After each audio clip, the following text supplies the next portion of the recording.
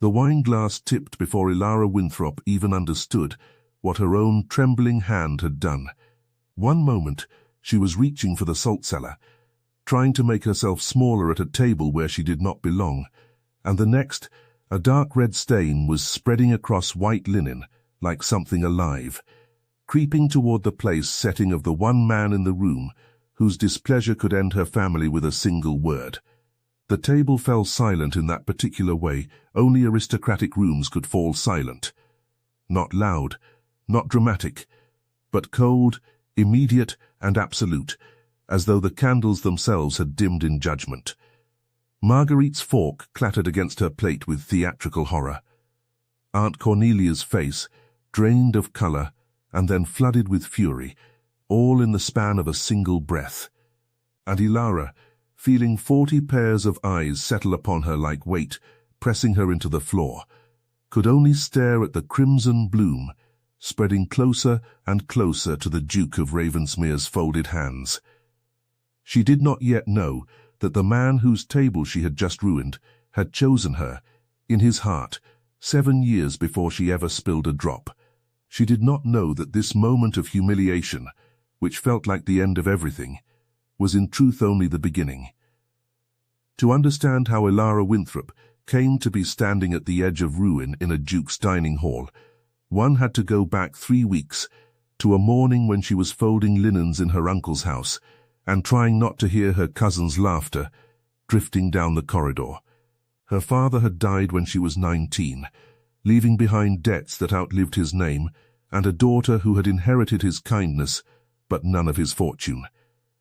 Sir Reginald Winthrop, her father's younger brother, had taken her in out of duty rather than affection, and his wife, Lady Cornelia, had made certain Elara understood the difference every single day since.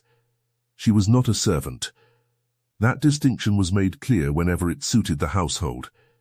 She was not a daughter, either. Not truly. Not when Marguerite, golden-haired and adored, stood beside her and made every comparison unbearable. Elara mended gowns she was rarely permitted to wear to anything grander than church. She managed household accounts her uncle claimed credit for balancing. She was, in the particular cruelty of genteel poverty, useful enough to keep, and unwanted enough to be reminded of it. So when the invitation arrived from Ravensmere Hall, sealed in wax bearing a ducal crest, Elara had not imagined for a moment that it concerned her. The Duke's aunt has taken a fancy to hosting a fortnight party before the season begins, Lady Cornelia had announced. Practically glowing, naturally Marguerite must attend. A duke unmarried at 30 is a scandal waiting to be corrected, and I intend for my daughter to be the one who corrects it. And Elara may come as well, Sir Reginald had added, almost as an afterthought, to attend Marguerite. It would look strange for her to travel without a companion.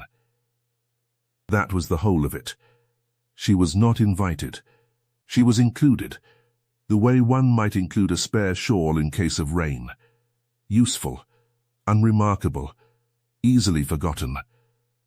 She had told herself this was simply how her life would be, and she had made a private peace with it long before the carriage ever reached Ravensmere's gates.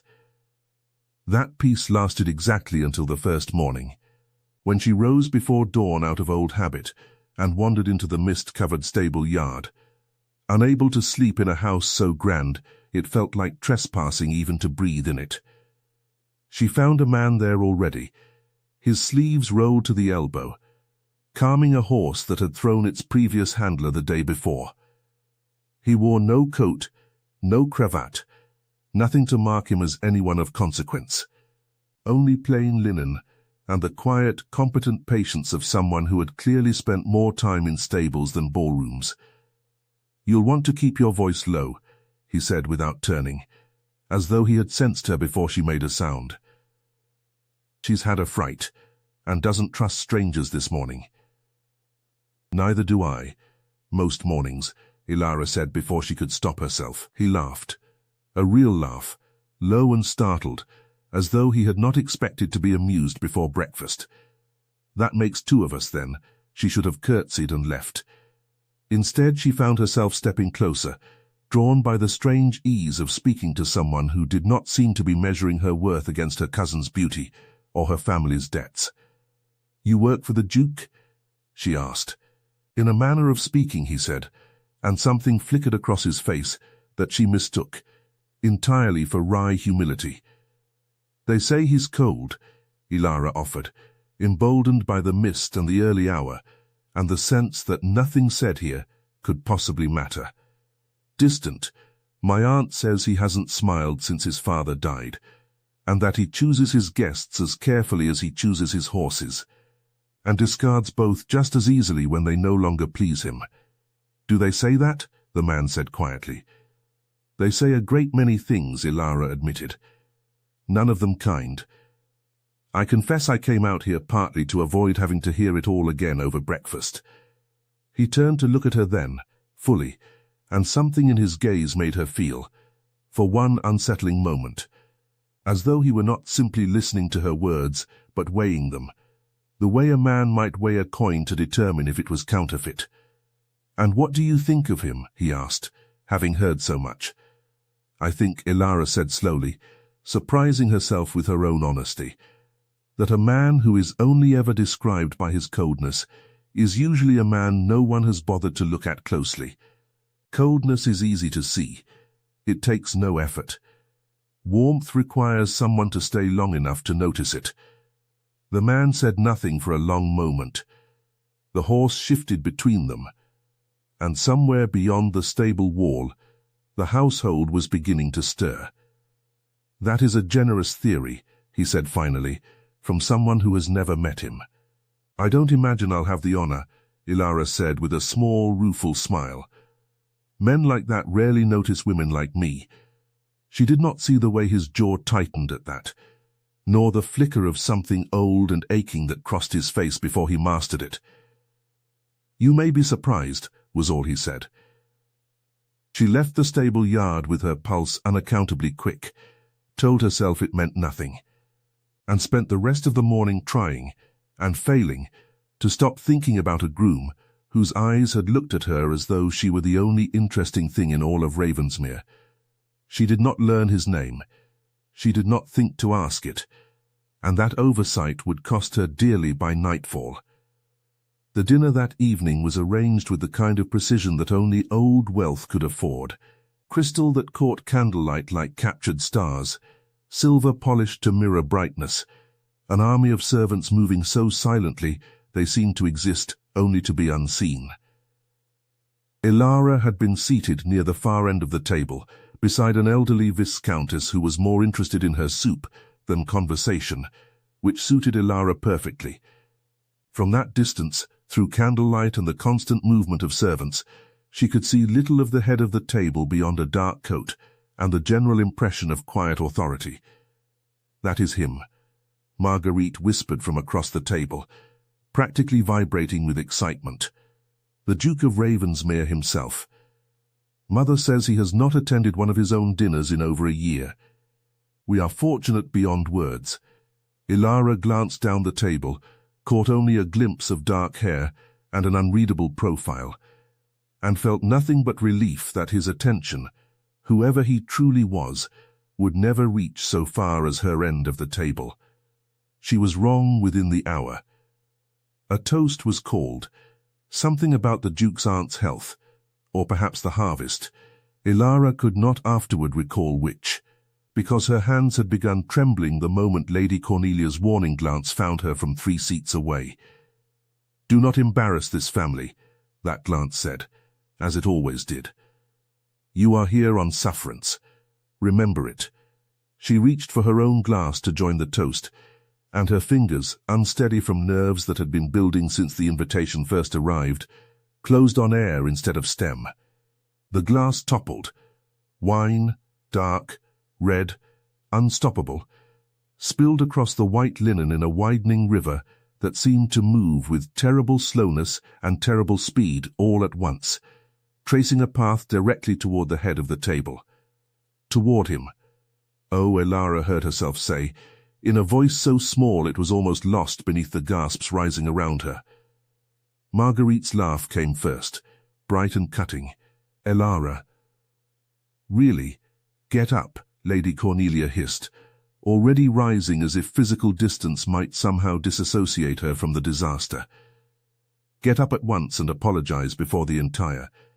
But Elara was already on her feet, already reaching for her napkin, already stammering apologies to a table full of strangers whose faces had arranged themselves into varying degrees of scandal and amusement. And it was only when she looked up, mortified, toward the head of the table to offer her apology to the Duke himself, that the floor seemed to drop away beneath her.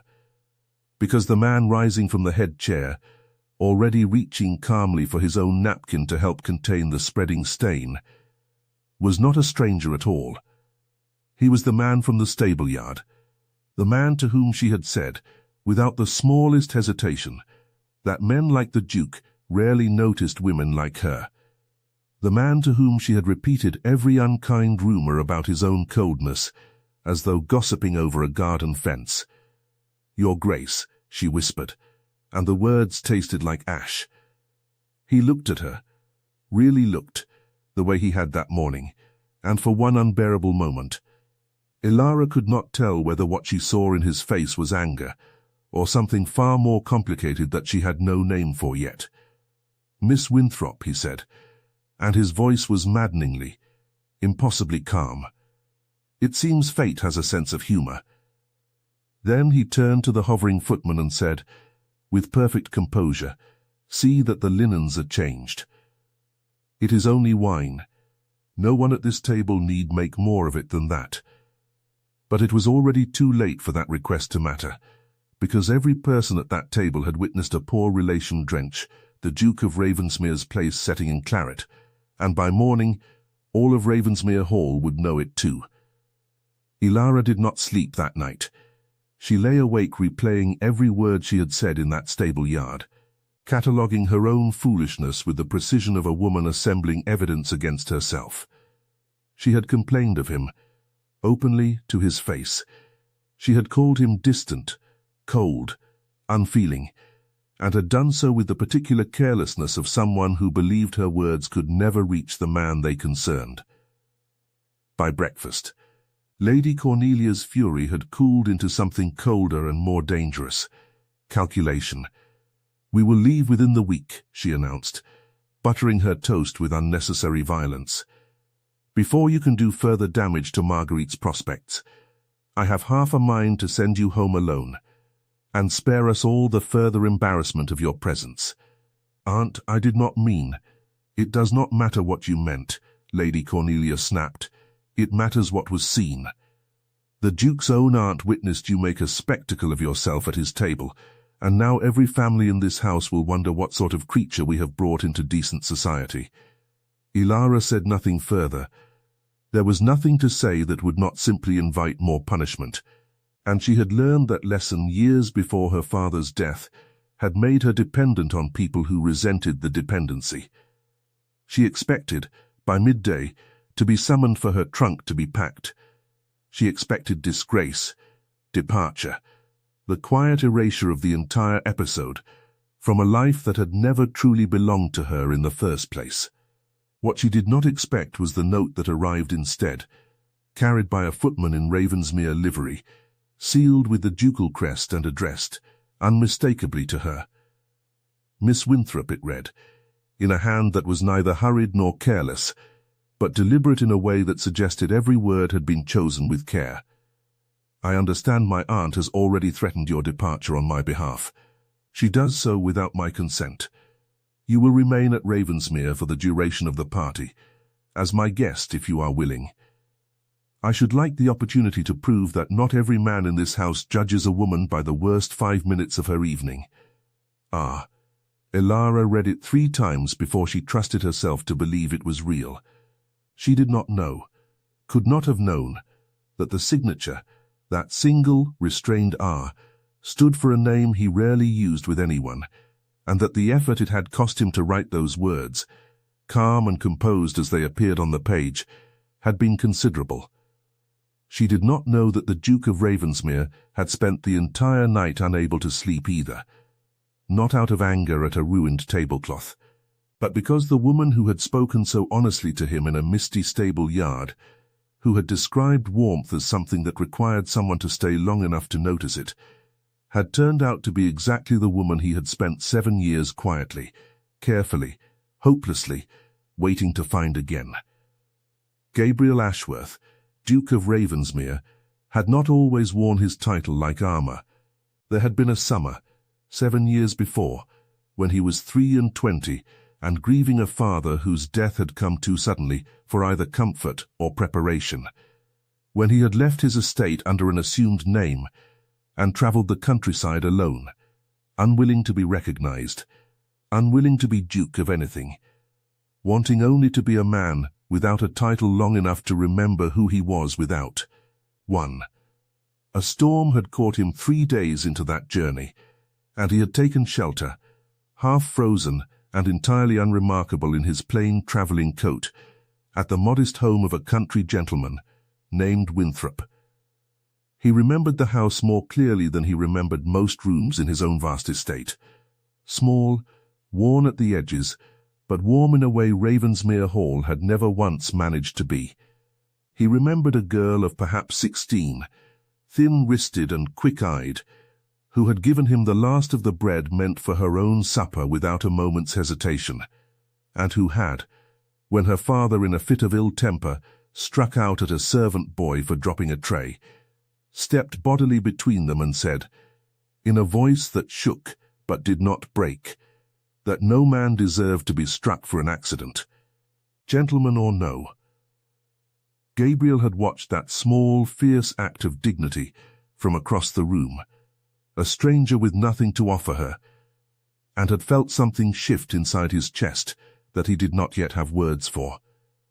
He had left the following morning before she woke, uncertain of his own feelings and unwilling, in his youth, to burden a girl with the complicated weight of a duke's sudden fascination. But he had not forgotten her. In the years that followed, quietly, without ever revealing his hand, he had made inquiries into the Winthrop family's fortunes. He had learned of her father's death, of her dependence upon an uncle's grudging charity, of debts that hovered always at the edges of her small existence, like a wolf that had not yet decided to attack. He had, through intermediaries who never once used his name, ensured that certain debts were quietly settled before they could crush the household entirely. He had watched, from a careful distance, as she grew from a girl of 16 into a woman whose letters, for she had, unknowingly, corresponded for 2 years with a benefactor she believed to be an old friend of her late father's. Never suspecting the truth, revealed a mind sharper and a heart kinder than any he had encountered in a decade of London ballrooms. He had told himself, every year, that he would find the courage to reveal himself properly, and every year duty and grief and the crushing weight of a dukedom he had never wanted had intervened, until 7 years had passed and he had orchestrated, at last, through his aunt's fondness for house parties, an invitation that would bring the entire Winthrop family to Ravensmere, without ever once suggesting that he was the reason for it. He had meant to reveal himself carefully, gently, on his own terms, in his own time. He had not meant for it to happen in a stable yard, disguised in shirt sleeves, listening to the very woman he had waited 7 years to find describe him, without knowing it was him, as a man no one had bothered to look at closely. But perhaps, he thought now, staring at the letter he had just sent, and the reply he did not yet have, perhaps there was no gentle way to reveal 7 years of quiet devotion. Perhaps the truth always arrived like spilled wine, sudden, staining, impossible to take back.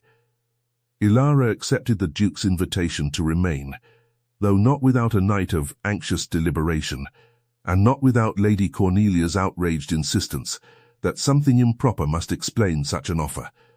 A duke does not simply forgive a spilled glass of claret, her aunt said darkly, unless he wants something in return.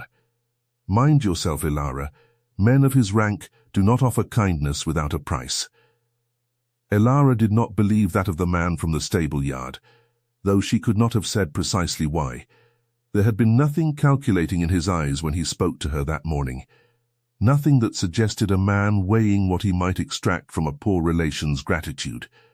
Still, she approached the following days with caution, uncertain how to behave toward a man she had unknowingly insulted, now that she understood exactly who he was. She avoided him for 2 full days, taking her breakfast early and her walks late, until the 3rd afternoon, when she found herself in the estate's vast library, seeking solitude among books no one else seemed inclined to read, and discovered she was not alone after all. The Duke stood near the tall windows, a book forgotten in one hand, watching the rain streak the glass with an expression so unguarded that Elara nearly retreated before he noticed her. "You needn't hide from me, Miss Winthrop," he said without turning. "I promise I am not so terrible as the gossip suggests. Or so I hope. I have been trying to think how one apologizes to a duke for calling him cold to his own face," Elara admitted, staying near the doorway, ready to flee if the conversation turned as badly as she feared it might. "You needn't apologize for honesty," he said, finally turning to face her. "I have had a great deal of flattery in my life, Miss Winthrop, and precious little truth. I find I prefer the latter, however uncomfortable.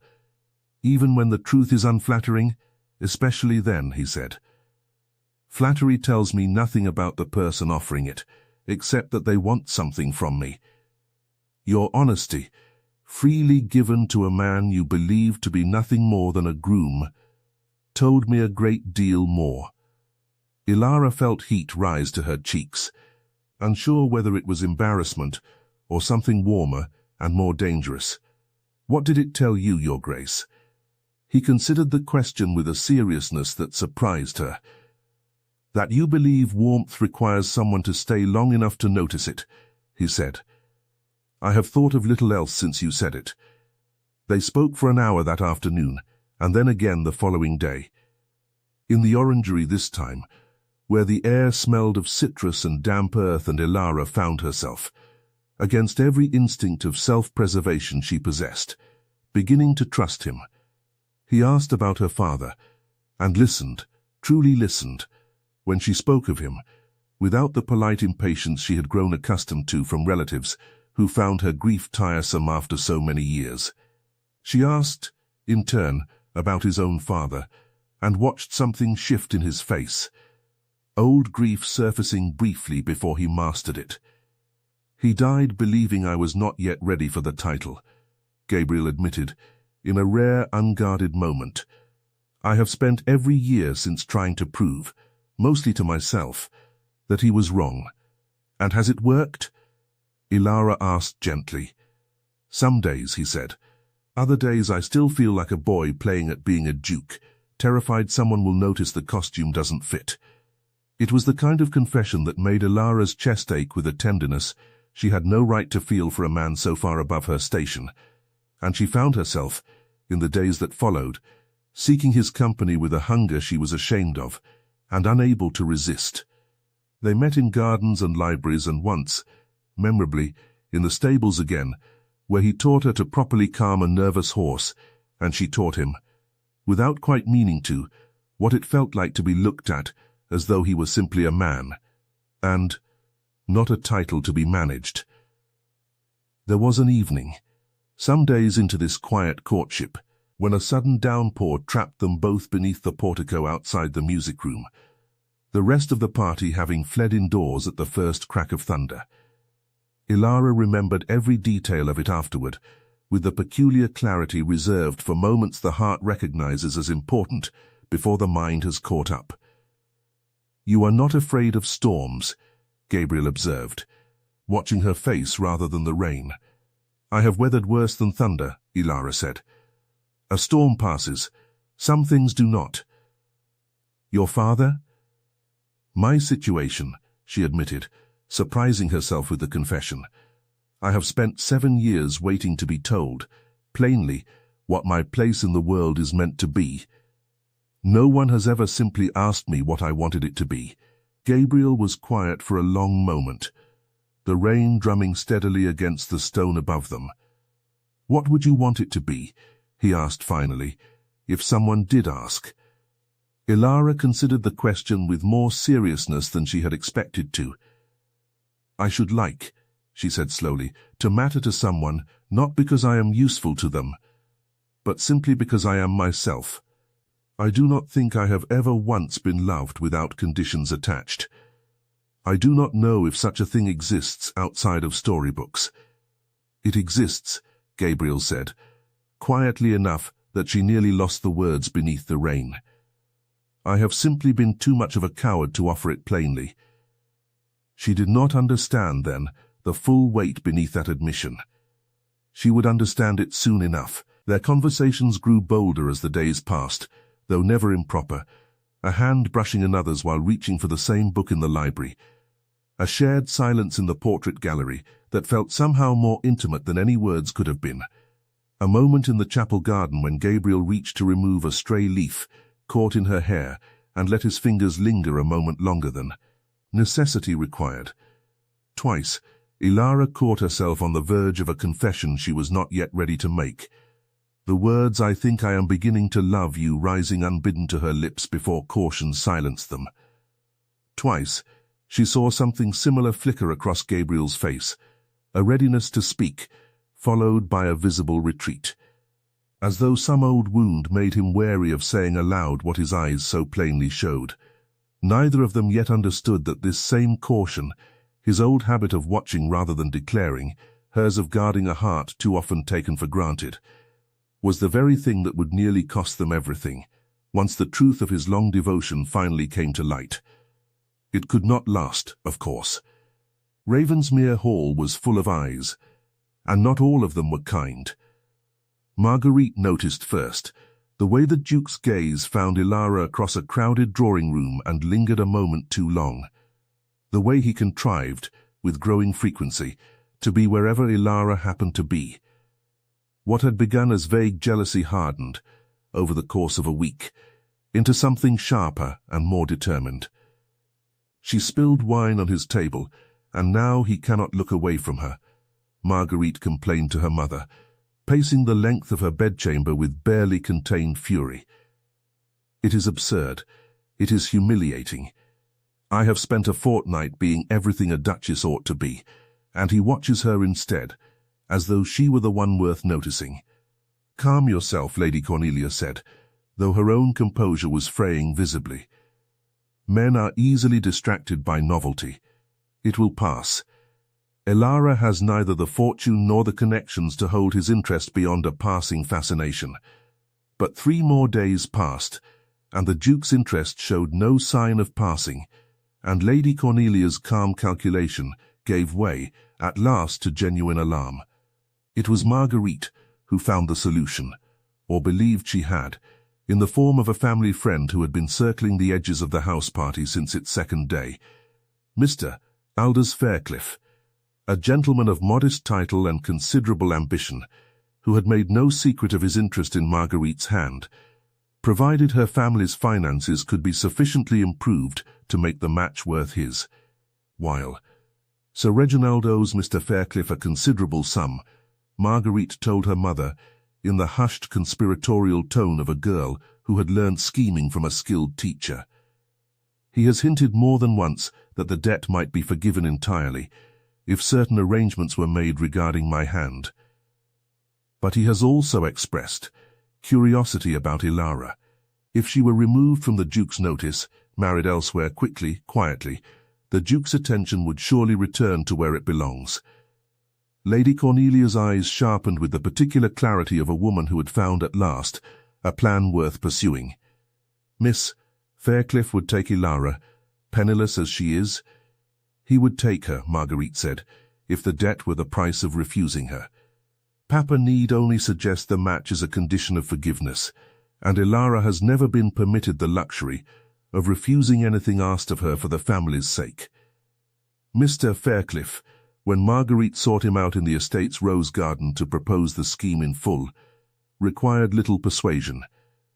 He was a man accustomed to measuring every transaction by its usefulness to himself, and a plain, penniless companion who would ask little of him and cause no scandal by her presence, seemed, to his calculating mind, a far more convenient wife than a spoiled beauty, who would expect to be adored. "She has a certain quiet dignity," he admitted to Marguerite, with the detached appraisal of a man discussing a horse rather than a woman. "Unremarkable, but serviceable. I confess I had hoped for you, Miss Marguerite. But if your father will not part with the sum I require without a match attached to it, your cousin will suit the purpose well enough." "You will find her easily persuaded," Marguerite said, with the particular cruelty of someone who had spent years watching her cousin absorb every indignity without complaint. "She has never once, in all the years I have known her, refused a sacrifice asked of her for this family's benefit. Offer my father his forgiveness, and she will accept you within the week, whatever her private feelings on the matter." It did not occur to either of them that a woman who had spent 7 years quietly enduring might, at last, discover something worth refusing everything for. It was a cruel plan, built on Elara's long habit of self-sacrifice, and it very nearly worked. Sir Reginald approached Elara 3 days later, his manner unusually gentle, which she recognized immediately as a warning sign. "Mr. Fairclough has expressed a wish to make you an offer," he said, not quite meeting her eyes. "A generous one, given your circumstances. He is willing, moreover, to forgive a debt I owe him, should the match proceed swiftly." Elara felt the floor tilt beneath her in a way that had nothing to do with spilled wine. "You wish me to marry a man I have exchanged perhaps 10 words with, to settle your debts? I wish you to consider the security such a match would offer," her uncle said, still not meeting her eyes. "You have no dowry, Elara, no connections beyond this family's charity. A man like Fairclough will not offer twice, and I cannot guarantee you a better prospect will ever present itself. And if I refuse?" Her uncle's silence was answer enough. The debt would remain. The household's precarious finances would worsen, and she would remain, as she always had, a burden tolerated rather than a daughter loved, except now the tolerance itself would be in question. She did not give her uncle an answer that day. She spent the long hours after his request alone in her chamber, turning the offer over in her mind with the particular exhaustion of a woman who had made too many sacrifices to trust that this one, at least, might be refused. It would be so simple, she told herself, staring at the rain streaking her window. A quick betrothal to a man she barely knew, her uncle's debt forgiven, her aunt's constant reminders of dependency, finally silenced. It was, in its own bleak way, the kind of arithmetic she had been taught to perform since her father's death. Her own happiness weighed against her family's convenience, and always found to matter less. And what, she asked herself bitterly, was the alternative? A fortnight's acquaintance with a duke who had watched her from a careful distance for 7 years without once trusting her with the truth of it. However tender his words in the orangery and the library, and beneath the portico in the rain, she could not yet be certain whether what grew between them was love freely chosen, or simply the fulfillment of a plan set in motion before she was old enough to have any say in it at all.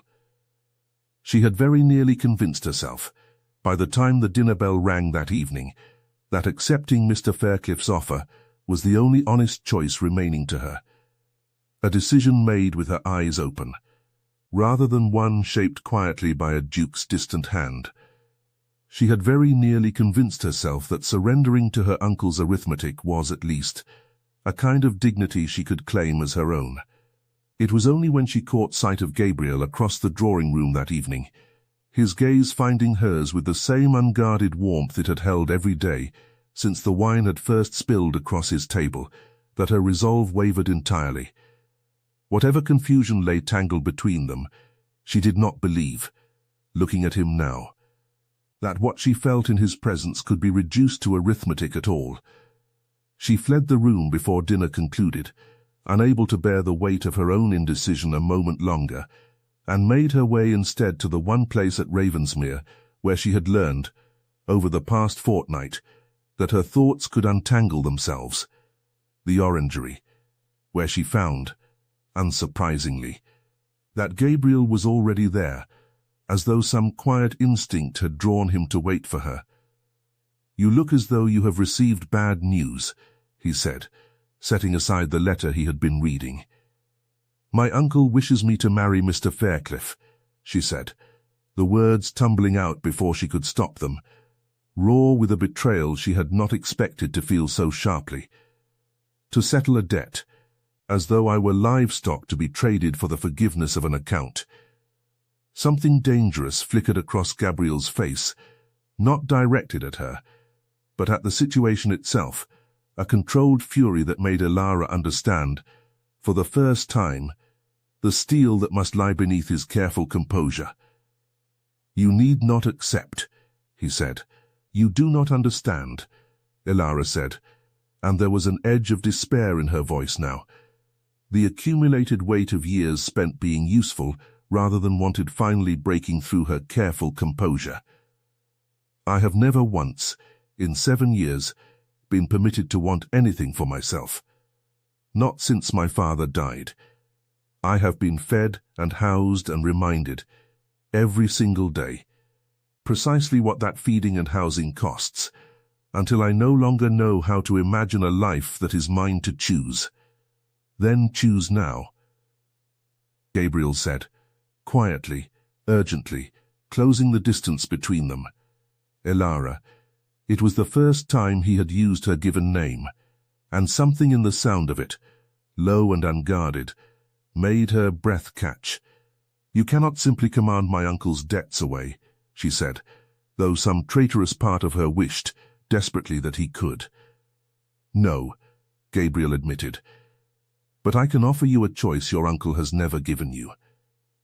Stay, not as an act of charity, and not because I pity your circumstances, I do not, and I would be insulted if you believed I did.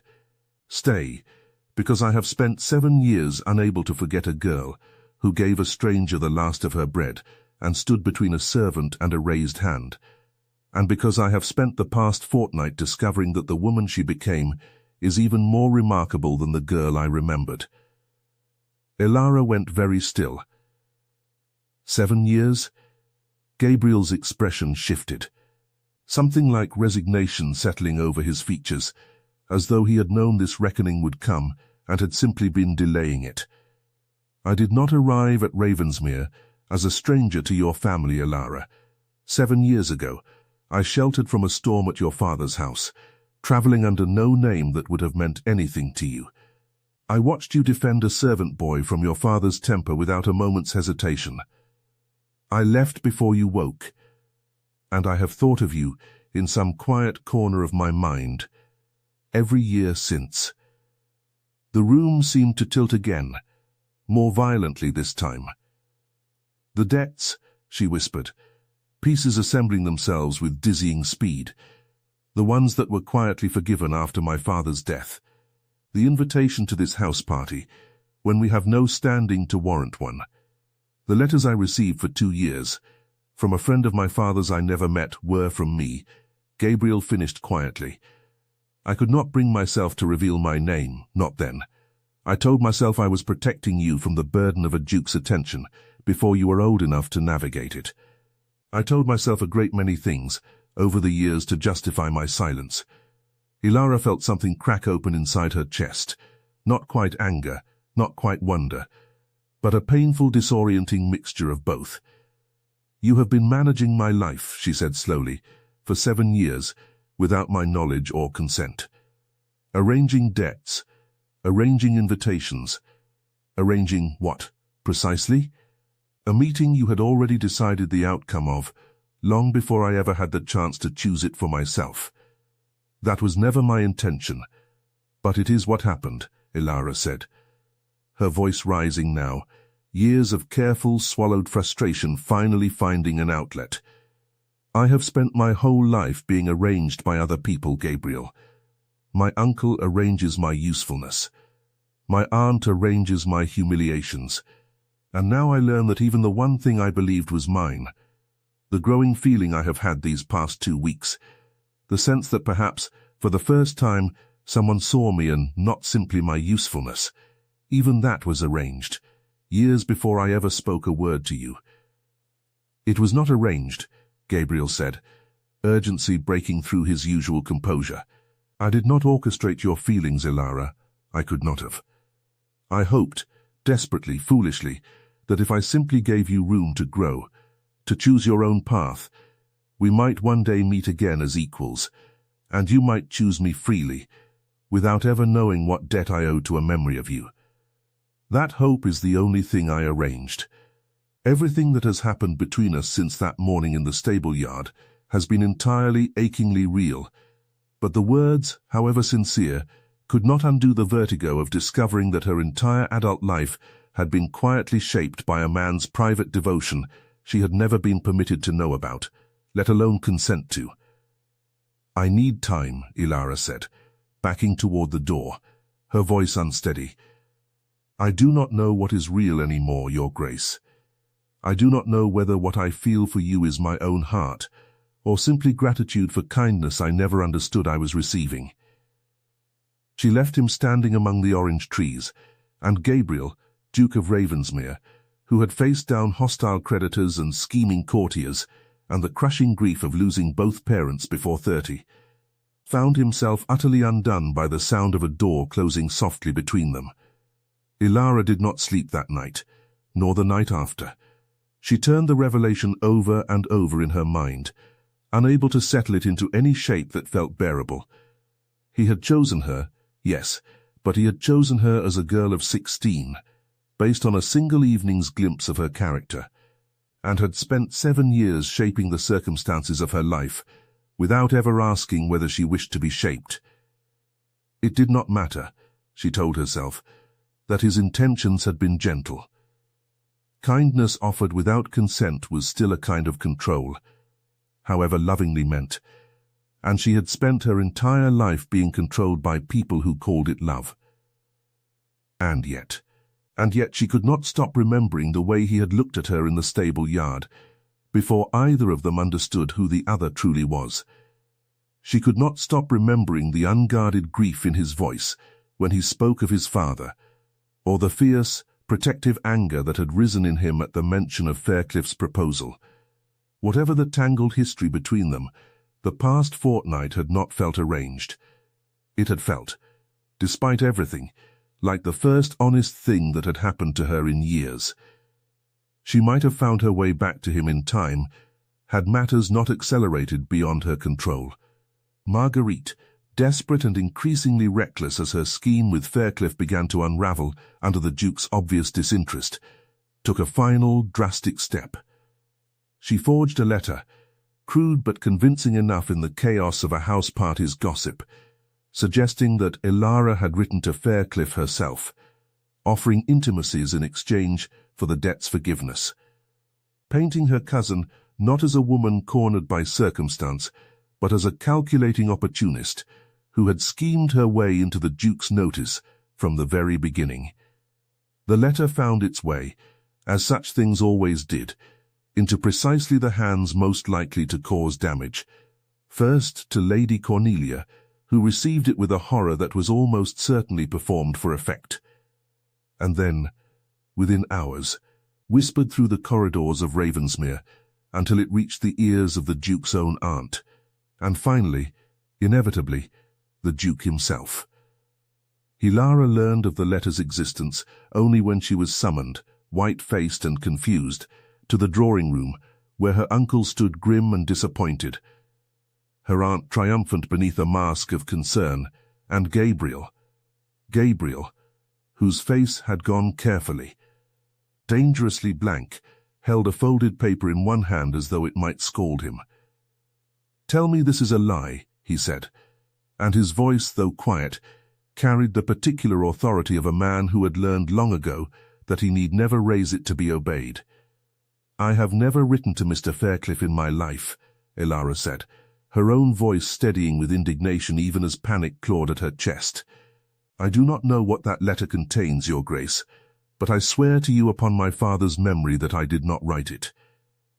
The hand is remarkably like yours, Lady Cornelia offered, with poisonous helpfulness. One might almost mistake it, at a glance. Then look closer, Elara said, turning on her aunt with a fury she had never before permitted herself to show her. I have kept this family's accounts for 4 years, aunt. My hand is known to every merchant in the county. Bring any ledger from this house and compare it, if you doubt me. It was Gabriel who moved first, crossing the room to take the letter directly to a side table where correspondence and ledgers, kept for the party's expenses, lay stacked and available. He compared the hands himself, in tense silence, while the room held its breath. This is not your writing, he said finally, and something in his shoulders eased, though his expression remained hard. The pressure of the strokes is wrong. The E is formed differently in every genuine letter I have ever received from you. He turned slowly toward Marguerite, who had gone very pale in the corner of the room. But it is remarkably close to yours, Miss Marguerite Winthrop. Close enough, I think, that only someone intimately familiar with your cousin's hand, someone who had spent years watching her write letters and manage household accounts, could have forged it so convincingly. That is absurd, Marguerite said, too quickly, her voice cracking on the second word. Is it? Gabriel asked, and now his voice carried the full weight of ducal authority, cold and precise. Because I have also, in the past week, made certain inquiries into Mr. Faircliff's finances, curious as I was about a man so eager to marry a penniless relation on short acquaintance. I discovered that Sir Reginald's debt to him is real enough, but I discovered also that Mr. Faircliff proposed the arrangement himself, to your father, in exchange for your hand, Miss Marguerite, and that when your father hesitated, unwilling to sacrifice his own daughter to the match, it was suggested that Elara might serve the purpose instead, freeing you to pursue other ambitions. Ambitions, perhaps, that involved myself. The silence that followed was absolute. You conspired, Gabriel continued, quiet and merciless, to remove your cousin from this house through disgrace, having failed to remove her through her uncle's debts, because her presence had begun to interfere with plans you and your mother had long ago decided were owed to you. I will not pretend to be shocked by ambition, Miss Marguerite. I have lived among the aristocracy my entire life, and ambition is its native language, but I have very little patience for cruelty dressed as ambition, and even less for those who would destroy an innocent woman's reputation to further it. Lady Cornelia, sensing the ground shifting dangerously beneath her family's feet, attempted one final gambit. Your Grace, surely you cannot mean to take the word of a penniless companion over that of my own daughter, Gabriel said, turning the full weight of his attention upon her. To take the word of a woman whose character I have observed with my own eyes for a fortnight, against the word of a family who has spent that same fortnight scheming to sell her to settle their debts. I mean to remind you, Lady Cornelia, that you are a guest in my house, and that I am fully within my rights to end that hospitality at any moment I choose. He turned then, at last, to Elara, and something in his expression softened, though the authority in his bearing did not diminish. I owe you an apology, he said, before the assembled room, with no attempt to lower his voice or soften the admission for privacy, not for the debt I quietly settled, nor for the invitation I quietly arranged. Those I do not regret, though I understand now why they wounded you. I owe you an apology for not trusting you, 7 years ago, and every year since, with the truth of what I felt. Had I simply told you, honestly, who I was and what I hoped for, none of this, the forged letter, the arranged marriage, the years of silence between us, would have been possible. I let my own fear of rejection cost you years of choices that should have been yours to make freely.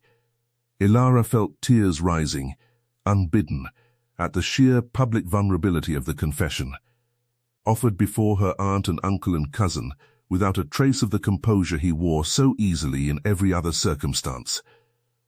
I do not offer this apology to win you back.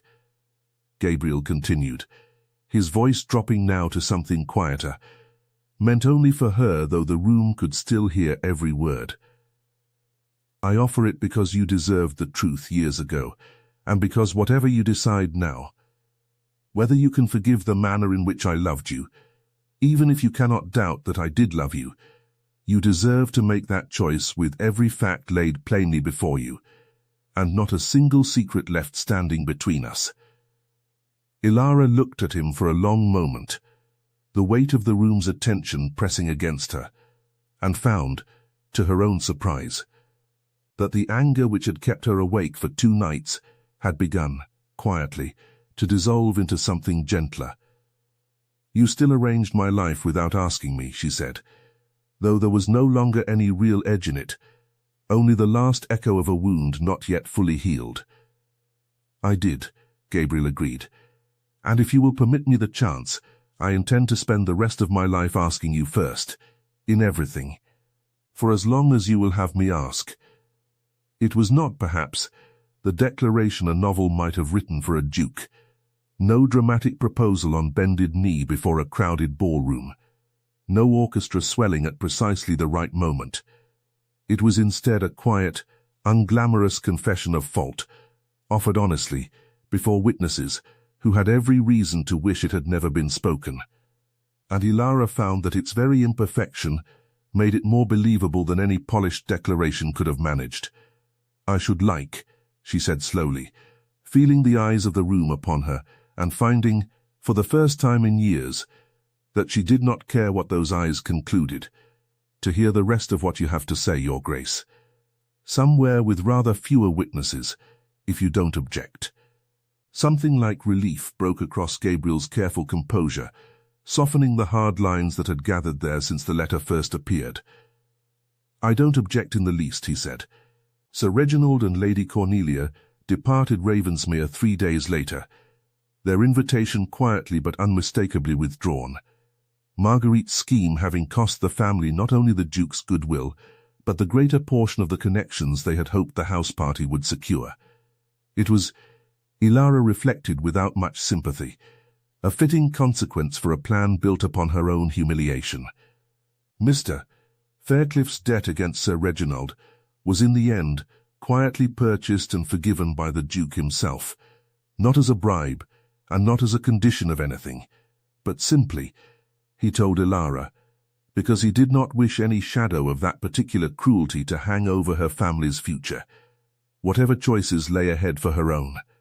You did not have to do that, Elara said when she learned of it, sitting beside him in the same orangery where the truth had first broken open between them. No, Gabriel agreed. I did it because it was right, and because I did not want you to spend the rest of your life wondering whether some part of you married me out of obligation to a debt I might have used against your family. I wanted the ledger clear before I asked you anything else. And what else do you intend to ask? Elara said, and there was warmth in her voice now, unguarded in a way she had not permitted herself to be in years. Gabriel took her hand, not with the careless confidence of a man who assumed the answer, but with the careful hesitance of someone who had learned. Finally, the cost of assuming anything about her at all.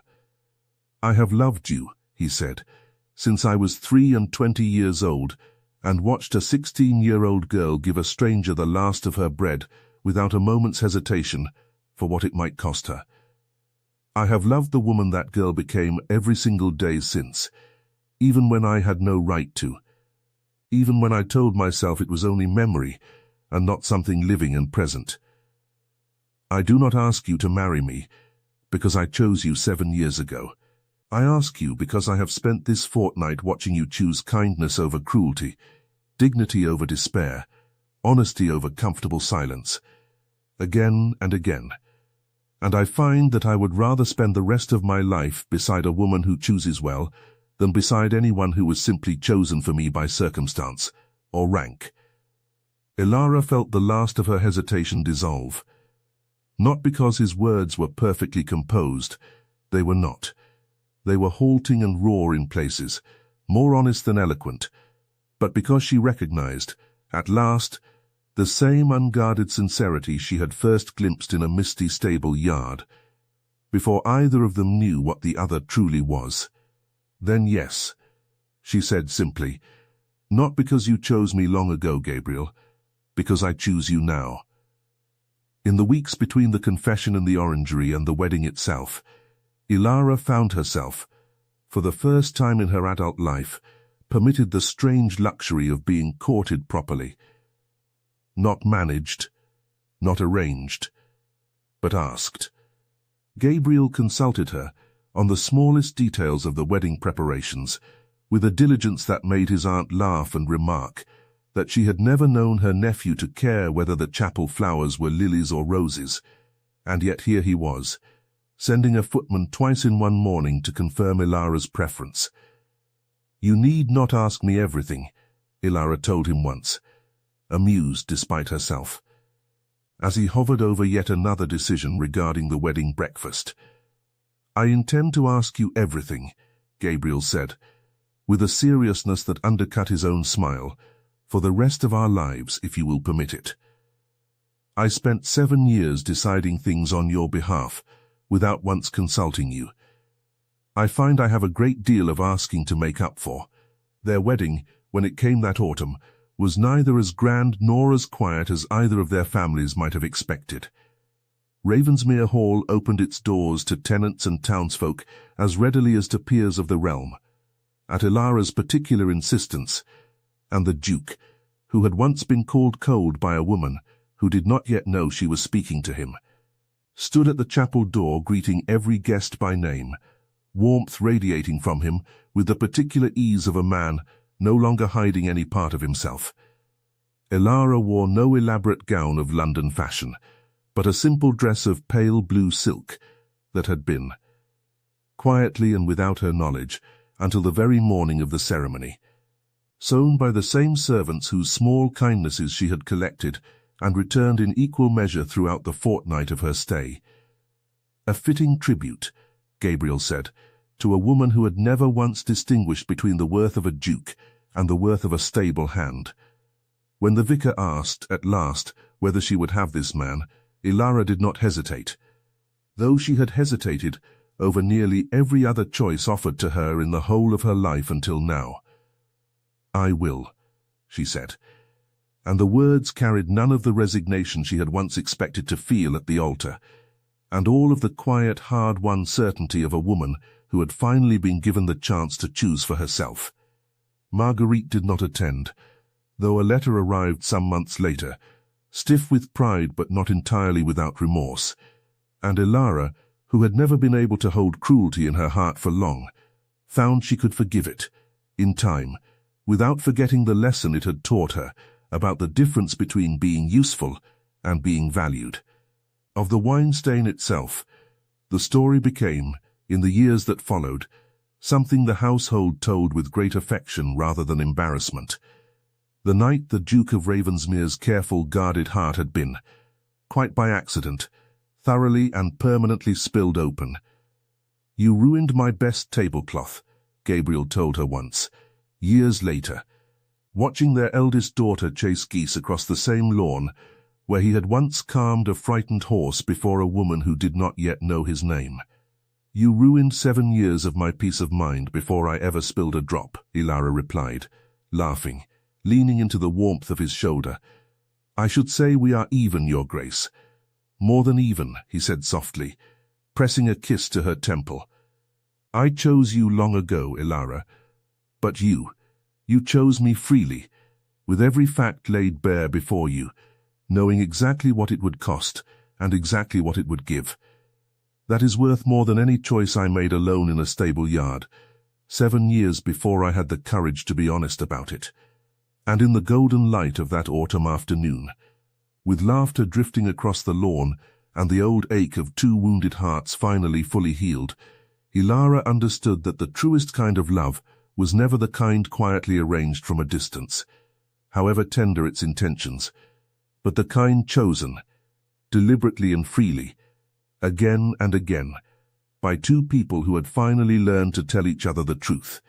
She thought sometimes, in quiet moments, of the girl she had been at 16, sharing her father's last loaf of bread with a stranger she would not see again for 7 long years, never once imagining that small, unthinking kindness would return to her, multiplied 100-fold. She thought of the woman she had been at 23, standing frozen before a spreading stain of claret. Certain her life at Ravensmere had ended before it had properly begun, never suspecting that the very moment of her deepest humiliation was, in truth, the doorway through which her deepest happiness would finally arrive. She had spent so many years believing that being chosen and being valued were the same thing, and it had taken a spilled glass of wine, a fortnight of honest conversation, and the slow, difficult unraveling of 7 years of silence to teach her the difference. To be chosen quietly, from a distance, without her knowledge, had nearly cost them both everything. To be chosen openly, imperfectly, with every secret finally spoken aloud, that, she had learned, was worth the whole of a lifetime. The tablecloth that had started it all, stained still with the faintest shadow of claret no amount of careful laundering could ever fully lift, was folded away at Elara's own request, and kept, ever after, in a cedar chest in her private sitting room, not as a reminder of shame, but as a small treasured proof that even the most mortifying accidents of one's life might, in time, prove to have been the beginning of everything good that followed.